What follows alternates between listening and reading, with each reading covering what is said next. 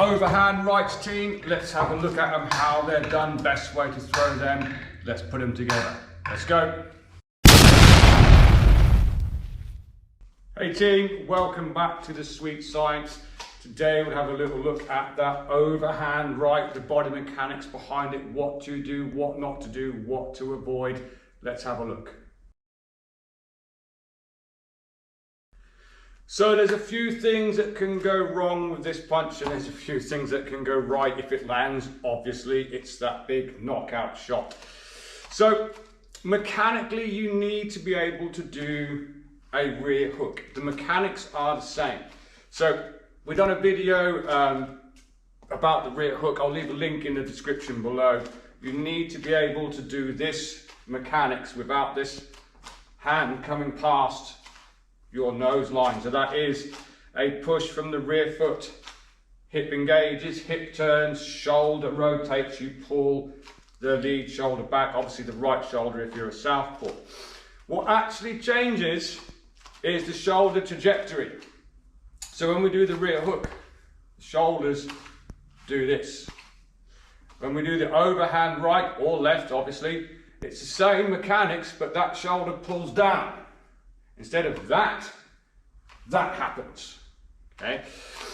And the punch is actually pretty much the same, apart from you want to make sure your thumb is towards you on this. So if you're doing a rear hook with your thumb towards you, and I know this is incorrect, but I'm going to hold my hand here.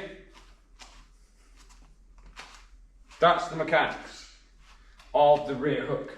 To do the overhand, it's the same thing, apart from the shoulder pulls down. Just to show you what I mean, we've got rear hook, overhand, rear hook, overhand.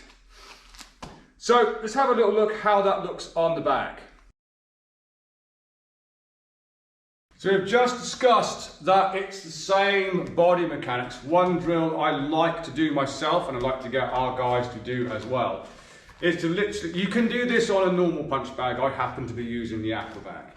I like to hold my jab hand out, and then I pull that back to my chin as fast as I can. So that's one part of the drill. And as I'm doing that, the shoulder trajectory changes and that hook goes out. But the way we're pulling the body mechanics, it turns into this overhand right. So the drill is to get your hand from the bag to your chin, to your overhand right, and control the bag again immediately. You need to be able to control this punch. Okay, we'll go on to that in a second. So from here, so I've got a good range.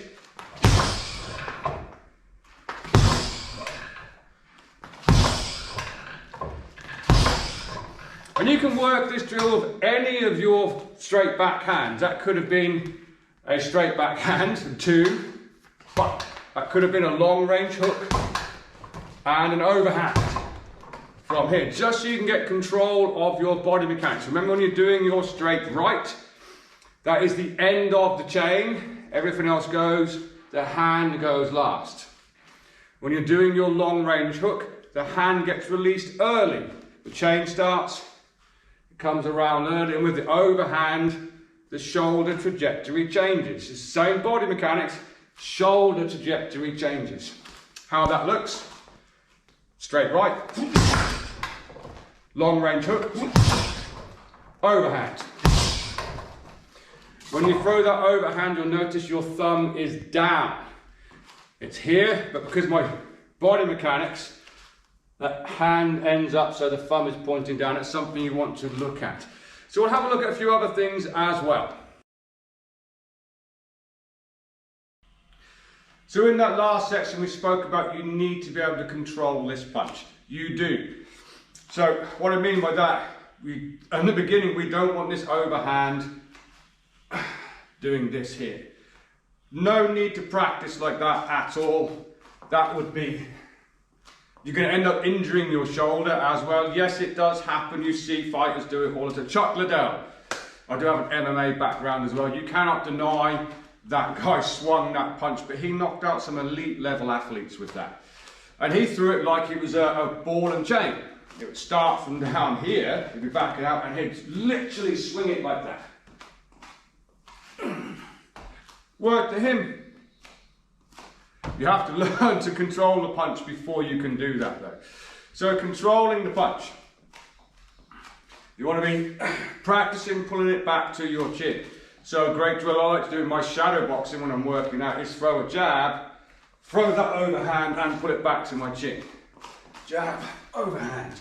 That way I know I've got control of the shot. I'm not going like this. You can see the problem as well. If you telegraph that big overhand and someone just steps back off of that shot and you're down here, it's not good. So get control of the punch. One way I like to do it is to put an uppercut on the end of the shot because it forces you to bring that body mechanics back up.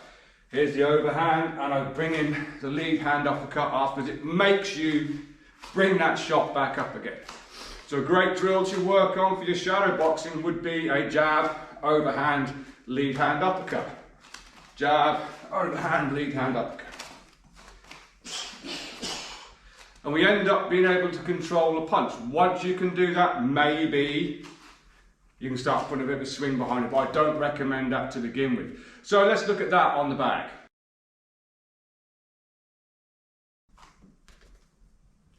So it's clearly easier to do it on something like an aqua bag, a maze bag. I will do it on a normal bag in a minute, just to show you that you can work this drill on a normal bag. But we're going to throw a jab, an overhand, followed by that lead hand uppercut. And you'll see that brings me back to my shape and form nicely. So it's a good little drill to work on your bag.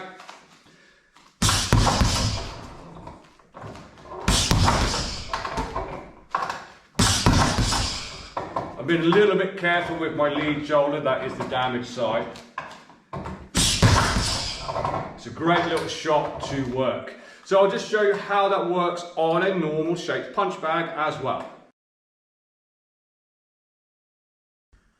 So obviously with this bag, there's no ledge to hit an uppercut with, so we've got a couple of options. Throw your jab, throw your overhand, and you can land that uppercut a little bit more to the body, or you could simply miss. You could go jab, overhand, and just pull your uppercut back in. They both look like this. Or and just miss. Both will help you get back to your shape and form, so there's no reason if you don't have an aqua bag or a maze bag why you can't practice this on a normal punch bag. Just make sure your thumb is down and your body mechanics are sound, so what you don't want to do is roll your hand on the bag, that hurts. So thumb down, look for the obvious. This happens a lot. That hand comes down here, particularly when you're thinking about throwing the uppercut as well. This sort of thing happens and it's not great. So make sure your lead hand is nicely on your chin and then you're using your body mechanics to throw the uppercut up from there as well. So adding a little bit more power to that already powerful shot is adding a step to it as well. Now, I'm a firm believer in same hand, same foot strike, except in this case. So the mechanics anyway of the shoulder trajectory change does get your head offline. You've got to imagine that jab's coming down lane 2. I don't want to throw it like this. I'm going to get clipped with a jab. I'm probably not get over the punch anyway. So the mechanics of pulling, see how my head goes offline with that shot as well. There's no reason why you can't just be here. However, I like to just take a little up and over step, up and over, so that's that diagonal line. As I'm releasing the hand, don't forget guys, you do not need to load this hand up from down here.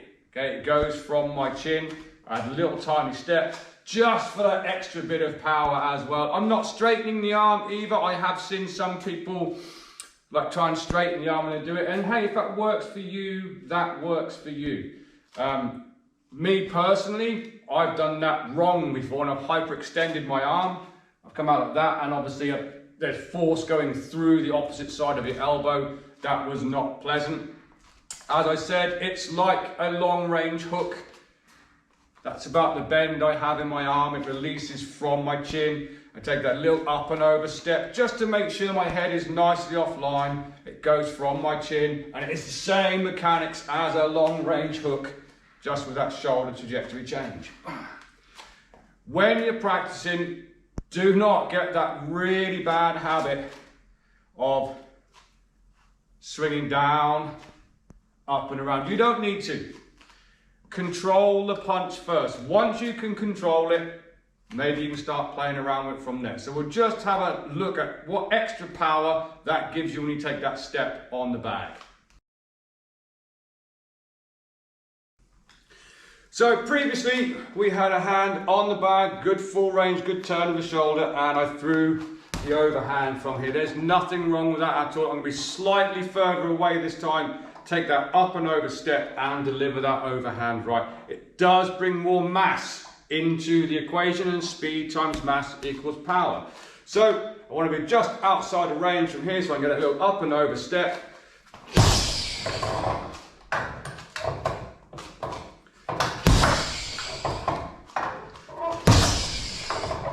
Really nice punch to start to learn. We'll also have a look on the other bag just to see if you do have access to a maze bag or anything that's going to give a bit more swing, how you can work your timing on that as well. Maze bag, without doubt, one of my favourite bags to train on. So how I work this, I'm just working my timing is get the bag moving and try and time that coming back in again. With my overhand, I'm looking to hit just on this ridge from here. So we'll just get the bag moving.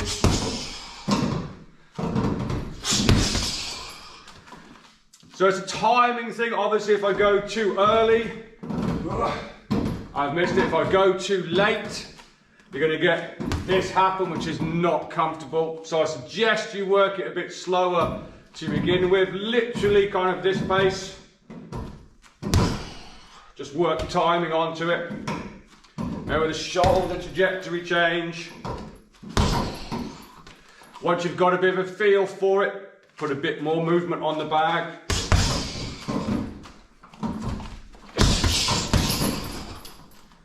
And just start working it from there. What a fantastic punch to land if you get the mechanics right. Control the punch, then you can start playing around with it from there. There we go, overhand rights. The detail is exactly the same if you are a left-hander. Now please take your time with this. I've said in previous videos, I am actually now supposed to be boxing southpaw because of damage in my neck, and I'm not struggling to do an overhand left, but I'm really having to focus on everything I'm doing to make that movement work. It feels unnatural for me to do that. So if you've never thrown an overhand right that way before, please take your time, make sure you don't hurt yourself. As always, be very grateful if you had a like and a subscribe, maybe shared a video. Hope you found the content great. Don't be afraid to look around at different ways to throw the overhand right or left. I've looked at many different ways in my time, but that's the way I've always found most comfortable and had the most success with. So, till next time, train hard, train safe.